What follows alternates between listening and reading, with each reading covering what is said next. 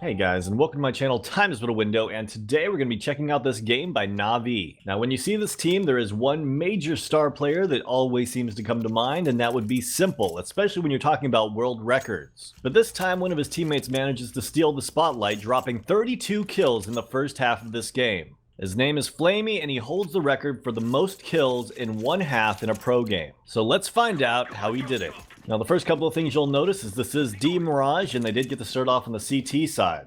Notice how everyone's positioned. It's mostly a pretty strong A, with one guy watching from over towards jungle, one guy connector, he's playing from CT spawn, and they even got a guy pushed up on catwalk. At first he's just watching A ramp and balcony until the execute happens and he hears the bomb being planted and decides to push out and kill the bomb planter.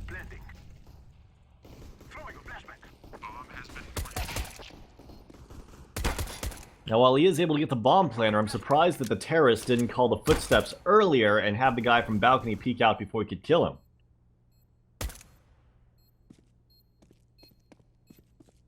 Diffusing.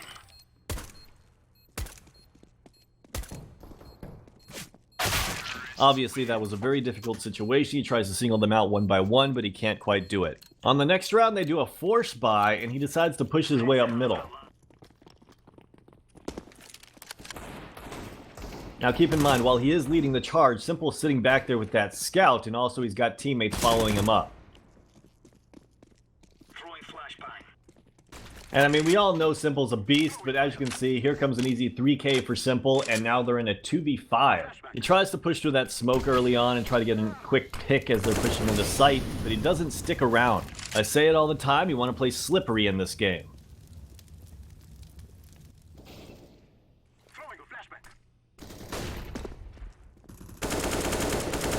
Notice how he retook the site. Instead of pushing straight into the site, he went over to the left so that they had a crossfire with his teammate over by window.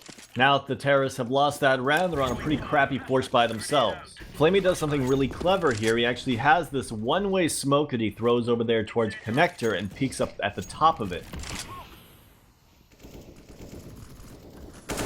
And that is a really nice smoke to keep in your bag of tricks. Not only that, sometimes the terrorists will screw up their smoke towards connector and you'll be able to do the same thing. Here it looks like he's playing in a high-risk position where he can be snuck up on from connector, but it looks like that flash kind of gives away the positioning of the terrorist and he turns around.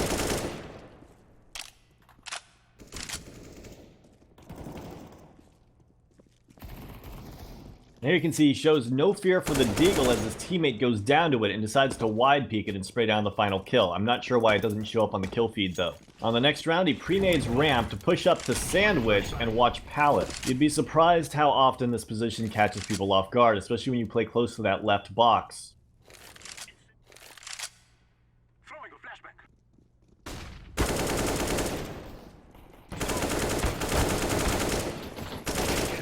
Great aim, good spray control, and obviously he doesn't go out into the open to allow himself to get shot from multiple angles.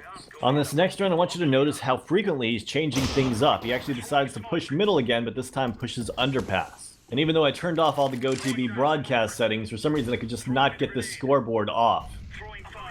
Gets a quick pick and quickly slips away.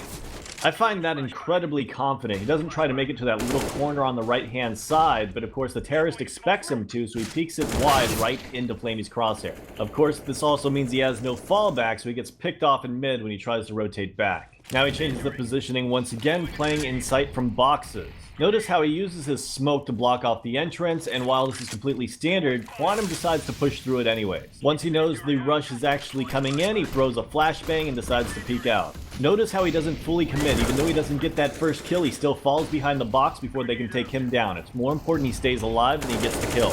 Also, check out the reposition. He jumps up on the box to keep them guessing where he's going to peek them from. Now, the thing is, he does continue to move over to left, which is expected by the terrorist, but since he's got another teammate coming from spawn, one guy over by jungle, and another guy pushing up on the final terrorist, he knows that even if he goes down, someone's bound to guarantee that trade kill. While he definitely wants to get that kill, he's essentially making himself the decoy. Once again, he decides to play from inside sight. He's never played in the same location twice so far in this game, so this should be unexpected. Notice how he continues to not overcommit, not letting them see him before they try to enter the site, and goes for the 1v1 against the guy on top of Tetris. Of course, the main execute's happening over at the B site, so he's going to flash a main to rotate off, just in case someone's sticking around. Keep in mind that he saw bomb cross over towards bench, and being in bench with bomb is a really bad place because he's got to cross again to get to site. Now he's got control of bomb in sight, and his teammate has delayed the terrorist long enough that he's going to have no time to actually go for the bomb. The final terrorist also has an AWP, so he runs into sight with his pistol out, hoping for the best. On this next round, it looks like he wants to go for that one-way smoke in middle, but he decides to call it off and just kind of crossfire A, watching Palace as his teammate watches the A ramp. A few moments later, his teammates either spot or hear people taking B, and he decides to throw this smoke in the middle. I'm not entirely sure what this is for. Someone let me know in the comments below. Nearest I can figure, it's to trick the terrorist in middle to calling out that someone can flank them from underpass. Next, he jumps out the window like Superman trying to save his teammate, but it's too late and he's still able to pick up the final 2 kills. Honestly though, I feel like this was incredibly high risk and he had nowhere near enough time to save his teammate there, and he should have just retaken with his other teammate. Here you can see he's changing up his positioning once again, this time playing from balcony, trying to be as unpredictable as possible. Immediately upon getting the kill, he repositions to underneath balcony to take out the other guys who are going to be wrapping around trying to kill him.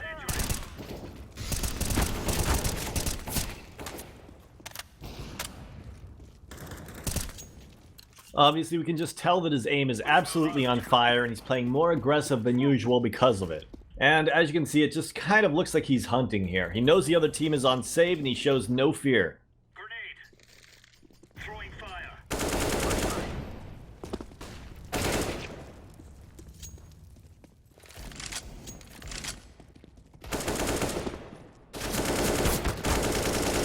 Though you should definitely take note that he didn't kill the guy with the immediate spray on balcony and immediately drops off, repositioning and peeks from the bottom. Force the other team to aim, don't run into pre-placed crosshairs. Here he pushes aggressive to clear out lower, but they ended up taking the site from Palace and Connector. Keep in mind, he's not being too tactical about how he pushes this lower ramp. If someone was there, he'd probably die to him. It's just he's feeling it, so he feels he's just going to outshoot anyone.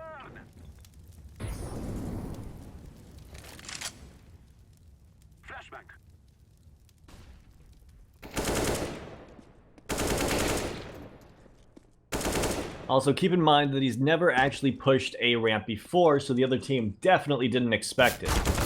Also, I realize he just got 3 kills there, but notice that he's just out in the open. He's got no cover anywhere near him, and because of that, he's just going to get shot in the back here. Again, his aim and shots are hitting everything, so he feels like he's pretty much got God mode. But this is CSGO, and no matter how good your shot is, you can still die, especially if you get shot in the back. Now here's a big change. From using the rifle, he decides to going to the AWP, and he decides to play from stairs, playing a little bit more aggressive than he probably needs to.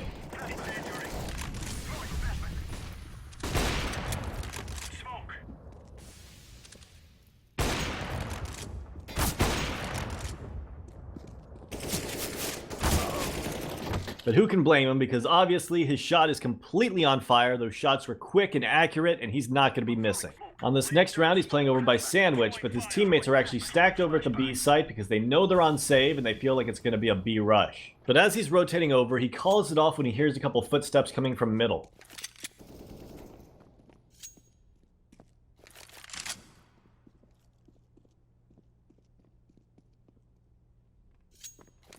Laying down smoke. There he goes, back to the staircase, this time playing it just like when he had the AWP, super aggressive. Deploying flashbang. Throwing a grenade. Throwing smoke. He follows it up by dropping that one-way smoke, but here he tries to trick them. Instead of peeking on top of it, he throws a flash through the smoke and pushes up. Since he doesn't spot anyone out, he doesn't stick around and immediately throws a molly towards Palace just in case anyone's trying to sneak in.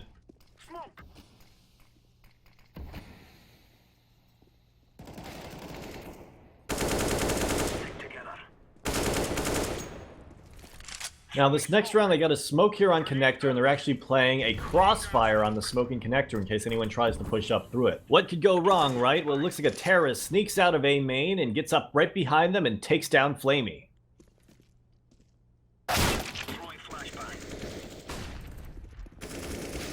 So considering he didn't get any kills on that final round of the first half, I guess technically you could say he got 32 kills in 14 rounds, which is pretty insane if I do say so myself. On the pistol round of the terrorist side, they do a pretty standard A-take, smoking off stairs and, of course, connector jungle area. But not even Flamie can save this round. The next round, he tries to sneak into the A site with a deagle and see what kind of damage he can inflict, but doesn't go too successfully.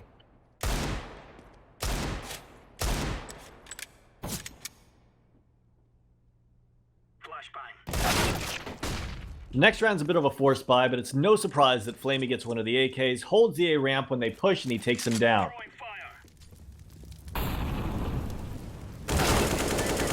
Knowing that he's low on health, he immediately gives his AK up to his teammate. This allows his teammates to get additional picks, but let's be honest, this is Flamie, and he doesn't really need anything more than a CZ to kill someone. So now he's got an M4 for the next round. He's actually got pretty good positioning in case the CT tries to fall back and hide in Palace. Not great positioning if that CT were to manage to kill all 4 of his teammates though, but that's highly unlikely with that scout. So the next round seems to be going in favor of the CTs, but as you can see, Flamie's here in Palace set up to lurk. And did I mention he's just insane? And you know who is always insane is Simple, and it's now Simple and Flamie in a 2v2. And spoiler alert, Simple just ends up cleaning up the round, killing the final 2. The game is now on match point. It looks like Flamie slows things down just a little bit. He wants to make sure he gets this round. Keep in mind, so far into the game, Flamie is always either a ramp or he's in Palace while his teammates work the execution. His main job here right now is just to keep them from flanking, which he does here by spamming him down a little bit and just kind of holding the angle. That is until it's time to execute. As you can see, his teammate is pushing through connector and he's going to push out a ramp. Meanwhile, his other teammates in B halls trying to keep them honest at B and keep them from over-rotating.